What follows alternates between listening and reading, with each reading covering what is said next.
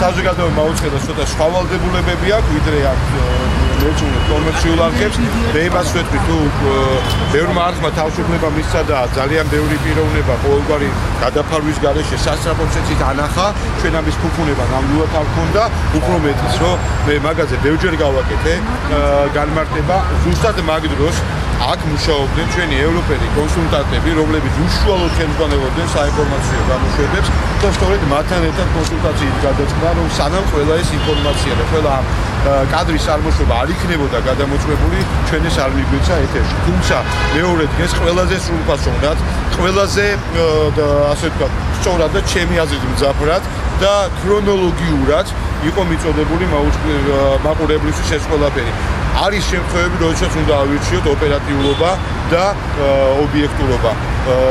საზოგადოება მაუწყებელი ამ შემთხვევაში ყოველთვის ობიექტურობა უნდა აირჩიოს და უნდა აერჩია და თუ ესე არ იყო ხოლმე რიგ შემთხვევებში ეს რა თქმა უნდა იყო ძალიან ცუდი, მაგრამ ვერწმუნეთ, რომ კომერციული არქივისთვის ოპერატიულობა და სწრაფად კადრის მიცემა, თუნდაც ყოველგვარი გადამოწმების გარეშე ეს ნაკლებ პრობლემას წარმოადგენს, საზოგადოება მაუწყებელისთვის ეს გაცილებით უფრო მეტ საფრთხეებს შეიცავს.